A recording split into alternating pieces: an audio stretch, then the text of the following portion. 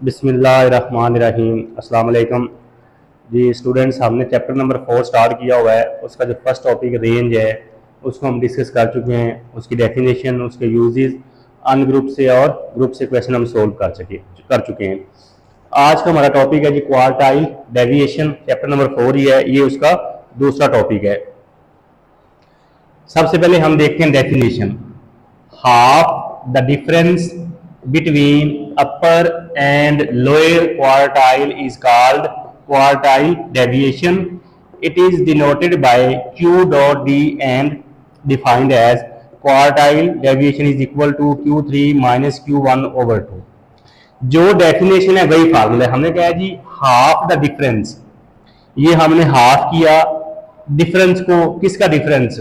अपर और lower quartile का। ये अपर क्वार्टाइल है, ये लोअर क्वार्टाइल है। इनका डिफरेंस लिया और उसके बाद इसका हाफ कर दिया, 2 से डिवाइड कर दिया। जो डेफिनेशन है वही आपका फार्मूला है। तो it is denoted by Q D and defined as quartile deviation Q3 minus Q1 over 2। Chapter number 3 में हम क्वार्टाइल जो है Q1, Q2, Q3 जो फाइंड कर चुके हैं, अन ग्रुप से भी और ग्रुप से भी। तो अन ग्रुप से Q1 का फार्मूला है n+1 ओवर 4th वैल्यू और Q3 जो है 3 into n+1 over 4th value. और ग्रुप डेटा से Q1 l+h over f into n over 4 minus c और third quartile Q3 l+h over f into 3n over 4 minus c। ये हम बड़ी detail से चैप्टर नंबर 3 में पढ़ चुके हैं, लेकिन अभी हम इसका अन ग्रुप से भी क्वेश्चन करेंगे और ग्रुप से भी करेंगे। तो ये डेफिनेशन भी होगी, इसको नोट किससे करते हैं, और Q1 और Q3 के फार्मूले भी हमने लिख लिए। अब हम इसका अन ग्रुप से क्वेश्चन करते हैं। हमारे पास find quartile deviation and coefficient of quartile deviation from the following data. ये हमारे पास डेटा है और ये अन ग्रुप डेटा है। इससे पहले भी हम डिस्कस कर चुके हैं। अन ग्रुप से मीडियन का क्वेश्चन आपने सोल्व करना है, Q1 फाइंड करना है, Q2 फाइंड करना है, Q3 फाइंड करना है, या इसी तरह D1, D2, D3 up to सोन DN, या परसेंटाइल का कोई भी वैल्यू आपने फाइंड करनी है। तो सबसे पहले हम डेटे को अरेंज करते हैं, क्योंकि मीडियन की डेफिनेशन देखें या क्वार्टाइल की या डिसाइल की या परसेंटाइल की, तो उसमें ये आता है जी 10, मतलब कोई भी वैल्यू तो रेंज डेटे की वैल्यू होती है। जैसे मीडियन क्या है? The central value of an arrange data set is called median. इस तरह quartiles are the values which divide the arrange data set into 4 equal parts. तो सबसे पहले हम डेटे को अरेंज करेंगे। स्टूडेंट्स यही गलती करते हैं कि वो डेटे को अरेंज नहीं करते। तो हम लिखेंगे जी अरेंज्ड डेटा। आपकी मर्जी है इसको असेंडिंग ऑर्डर में कर लें या डिसेंडिंग ऑर्डर में अरेंज कर लें। तो मैं असेंडिंग में कर रहा हूँ। मिनिमम वैल्यू 2 है, उसके बाद 5 है, 5 के बाद 7 है, 7 के बाद 8, 9, 10 और 12।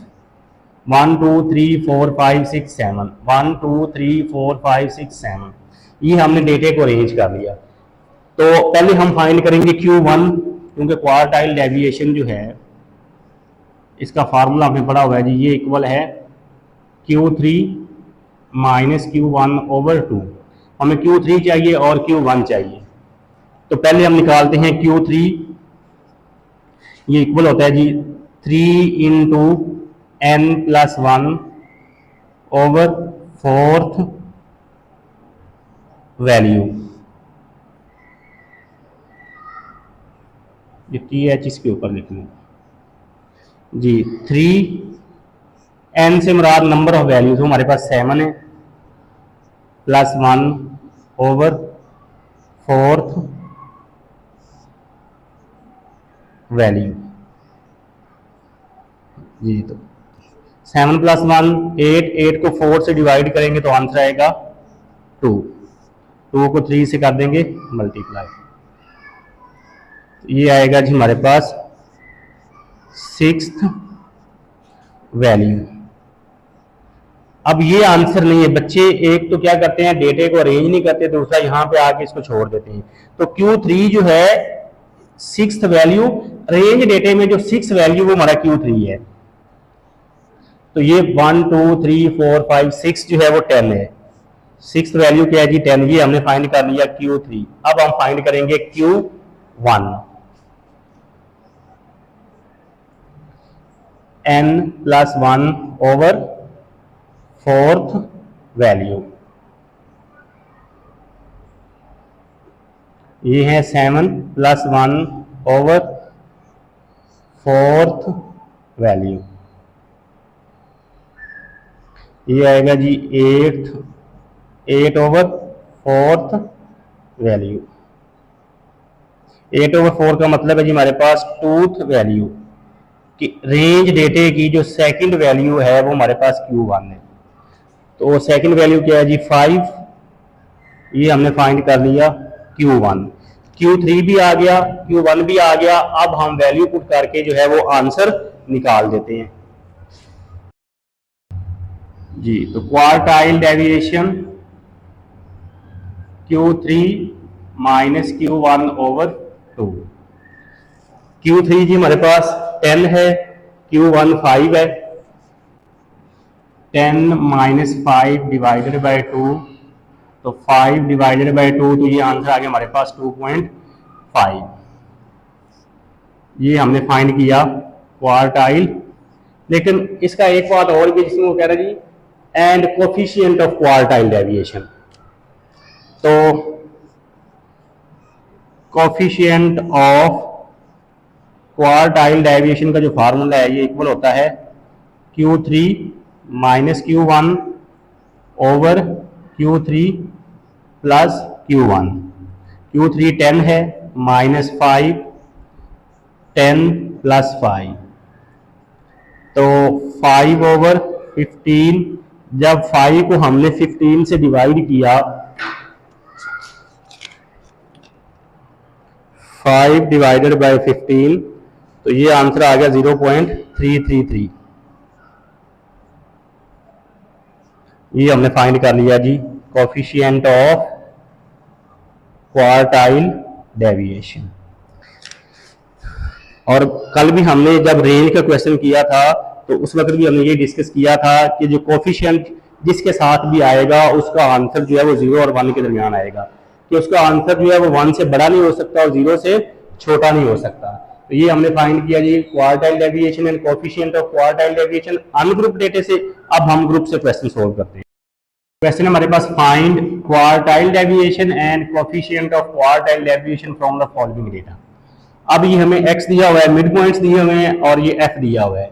यहां से हमने Q1 और Q3 फाइंड करना है, क्योंकि क्वार्टाइल डेविएशन जो है उसका फार्मूला क्या है जी Q3 minus Q1 divided by 2। अब ग्रुप डेटा है तो ग्रुप डेटा से फार्मूला चेंज हो जाएगा। पहले हम फाइंड करेंगे जी Q3,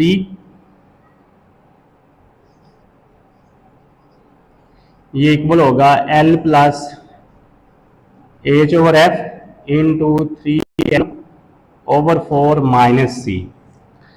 इसके लिए हमने L से मुराद है लोअर क्लास बाउंड्री, तो हमारे पास तो क्लास बाउंड्री नहीं है।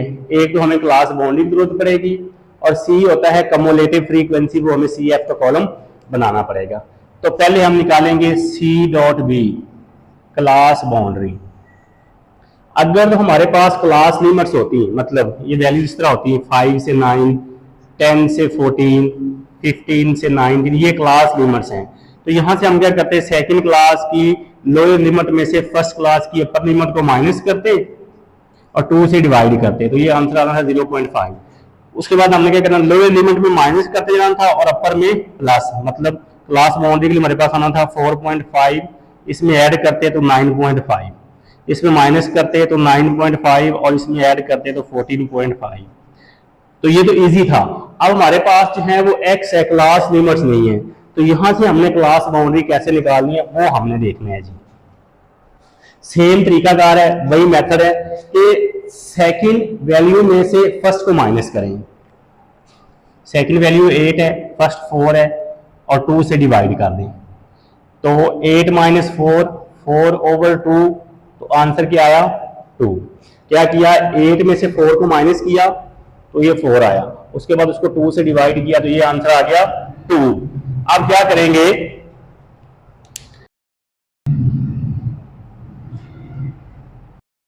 टू आया, ये जो 2 आया है हमने पहले 4 में से माइनस करना है, फिर 4 में ही इसको प्लस करना है। जब 4 में से ये 2 को माइनस किया तो आंसर आया 2, तो ये आ गई हमारे पास लोअर क्लास बाउंड्री। अब ये जो 2 आया इसको इसी 4 में ऐड कर दें, 4 + 2, तो ये आंसर आएगा 6।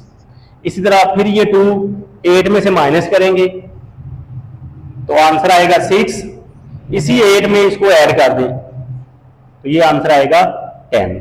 तो इस तरह हमने जी बनानी है इसकी क्लास बाउंड्री।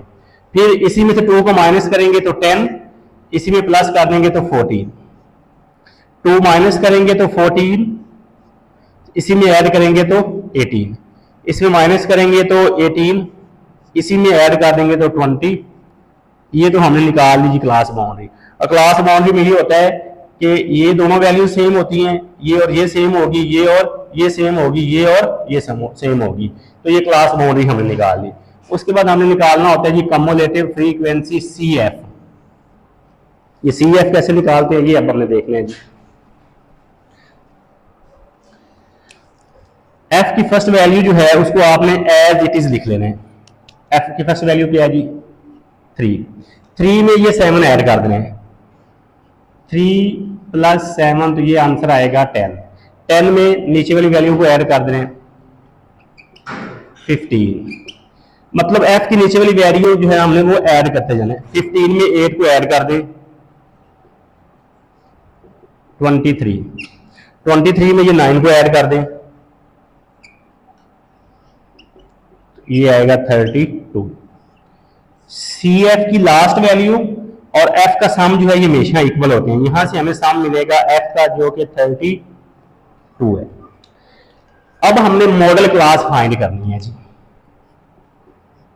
M.C, M से मुराद मॉडल, C से मुराद क्लास, क्योंकि L क्या है, H क्या है, F क्या है, ये हमें मॉडल क्लास बताती है। अदरवाइज अगर हम देखें तो ये भी L है, ये भी लोअर क्लास बोल रही है, ये भी लोअर क्लास बोल रही है, ये भी लोअर क्लास बोल रही है, लेकिन लिखनी हमने कौन सी है वो हमें मॉडल क्लास बताएगी। तो Q3 के लिए जो मॉडल क्लास का फार्मूला है वो ये है 3n/4। n जो है ये सम F के इक्वल होता है और सम F जो है वो 32 है, तो ये आंसर आएगा जी आपके पास 24। 32 को 3 से मल्टीप्लाई करेंगे और 4 से डिवाइड करेंगे। 32 को जब हमने 3 से मल्टीप्लाई किया तो ये 96 आया, 96 को जब 4 से डिवाइड किया तो 24 आया। ये जो आंसर आया हमारे पास 24, इसको अब हमने CF वाले कॉलम में देखना है। 3 में तो नहीं आएगा, 10 में नहीं आएगा, 15 में नहीं आएगा, 23 में नहीं आएगा, किस में आएगा 32 में। तो ये हमारी जो क्लास है ये अब हमारी मॉडल क्लास है, ये वाली जो है। तो अब हमने सारी वैल्यू जो है वो यहां से लिखनी है इस क्लास में से, क्योंकि 24 जो है वो 32 में लाई कर रहा है, तो ये मॉडल क्लास है। अब यहां से हमने वैल्यूज लिखनी है जी।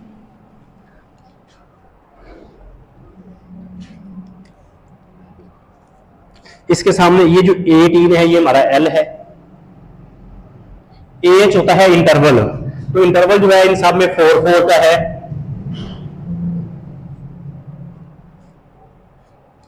और F जो है इसी के सामने जो F अब हमारे पास 9 है। 3n/4 को भी हमने सोल्व किया तो वो आंसर आया था 24। और जो C होता है जो हमारी मॉडल क्लास है उससे जो ऊपर वाली C की वैल्यू होती है CF वाले कॉलम में, ये हमारे पास जो है ये C होगा। ये मॉडल क्लास है, इससे ऊपर वाली वैल्यू जो है CF वाले कॉलम में वो हमारे पास C होता है, तो वो है 23। 18 + 4/9 ये आंसर आएगा 1। 18 तो ये 4/9, 4 को जो है वो 9 से करेंगे डिवाइड, तो उसके बाद इसमें 18 जो है वो ऐड कर देंगे, तो ये हमारे पास आ जाएगा जी 18.44। ये हमारे पास आ गया Q3। अब हम फाइंड करेंगे Q1।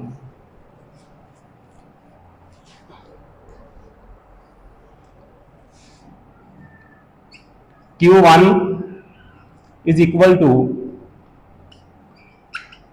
L plus H/F into n/4 minus C। तो Q1 के लिए भी हमें मॉडल क्लास फाइंड करनी पड़ेगी। तो पहले हम मॉडल क्लास फाइंड करते हैं M डॉट सी। एम से मुराद मॉडल, सी से मुराद क्लास।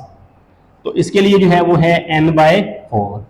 n जो है ये सम f के इक्वल होता है और सम f जो है ये 32 है। तो ये आ गया 8। अब हमने इस 8 को सी एफ वाले कॉलम में देखना है, तो ये 3 में तो नहीं आएगा, 10 में आएगा। ये अब जो क्लास है हमारी ये मॉडल क्लास है। अब यहां से हमने वैल्यूज लिखनी है। इस 8 को हम देखेंगे अब सी एफ में। तो ये सेकंड क्लास में लाई कर रहा है, तो अब हमारा जो एल है वो 6 है, इंटरवल तो 4 का है। इसी के सामने एफ देखें क्या है 7। ये n/4 अभी हमने किया, तो ये आंसर आया था हमारे पास 8 और c है उससे ऊपर वाली वैल्यू वो क्या है 3। 6 + 4/7 ये आएगा 5। अब क्या करेंगे 4 को 5 से मल्टीप्लाई करेंगे और 7 से करेंगे डिवाइड। 4 को 5 से मल्टीप्लाई किया तो आंसर आया 20। 20 को डिवाइड करेंगे 7 से तो ये आंसर आएगा हमारे पास 2.85 और उसके बाद इसमें 6 ऐड कर देंगे। तो ये हमारे पास आंसर आ रहा है जी Q1 जो है 8.8571। Q3 भी फाइंड कर लिया हमने, Q1 भी फाइंड कर लिया। अब हम फाइंड करेंगे क्वार्टाइल डेविएशन। जो फार्मूला है हमारे पास Q3 minus Q1 divided by 2। तो Q3 ये है 18.44, Q1 है 8.8571 डिवाइडेड बाय 2।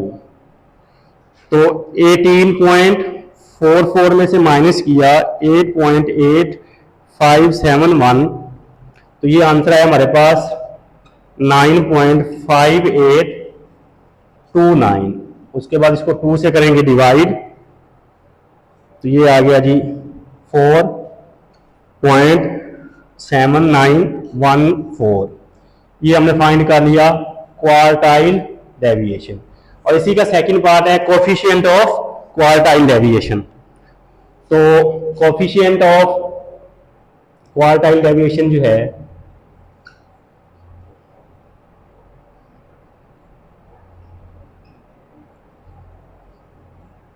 उसका फार्मूला था जी Q3 minus Q1 divided by Q3 plus Q1।